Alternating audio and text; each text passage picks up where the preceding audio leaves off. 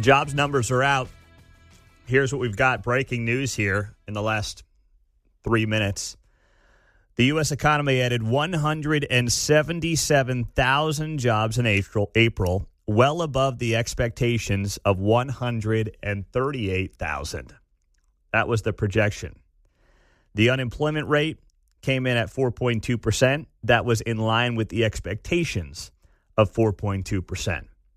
So this is not what was expected this morning.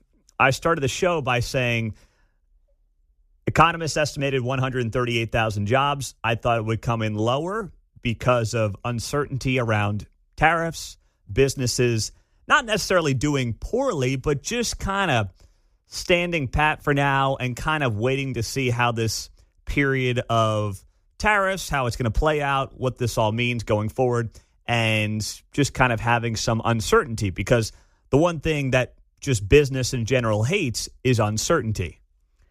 But these jobs numbers came in way above expectations at 177,000 jobs added this month. And also of note, average hourly earnings year over year up 3.8%. So we're at a point now where the average hourly earnings are exceeding the inflation number, which is what you want to see, right? That means that people are putting more money into their pockets year over year. They're making more money than, the inflation rate. Their wage growth is beating the inflation number. That has not happened in a long time with any kind of consistency. It really hasn't happened since pre-COVID with any kind of consistency.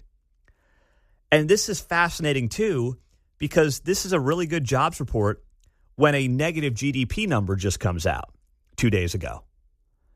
Now, that GDP number is one we talked about the last couple of days here on KCMO.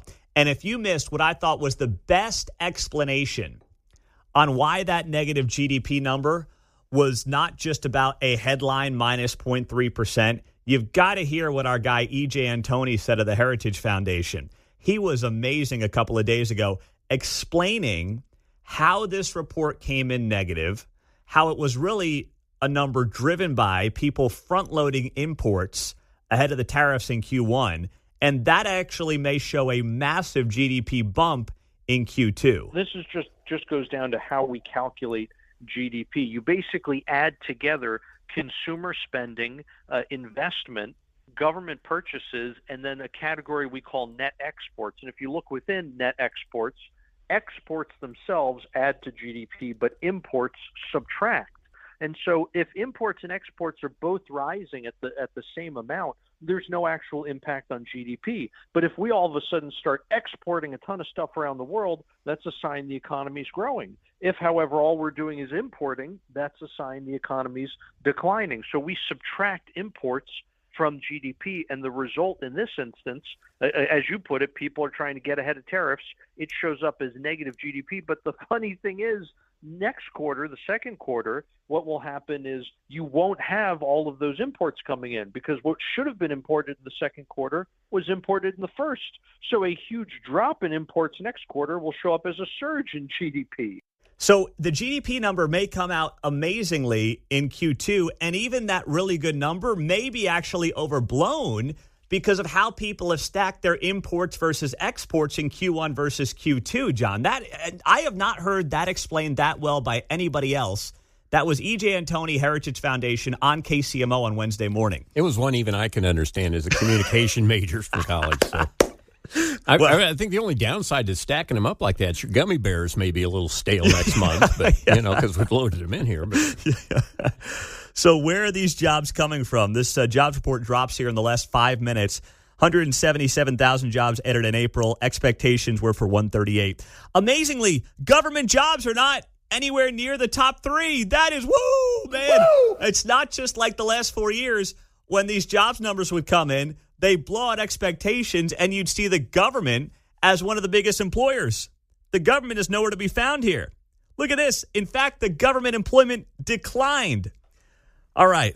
I'm excited. I got to calm down here. Okay. A lot of fuss about Trump and Musk cutting government jobs. But remember, in the Biden era, when we issued the jobs report with the inflated government numbers, they cut jobs the next month when they released the actual numbers. Yeah, that's right. That's right. They get revised down. So here we go. Healthcare added 51,000 jobs in April. We also had job growth for transportation and warehousing, financial activities, and social assistance. Those were some of the top employers here. Financial activities employment continued to trend up. So that's a good sign. Social assistance continued a positive trend as well. Within the government, federal government employment declined. I'm reading this from the Bureau of Labor Statistics, BLS.gov is where I go to get these numbers. Federal employment declined by 9% in April and is down by 9,000 in April, excuse me. So the federal government employment declined 9,000 in April and down 26,000 since January. There you go.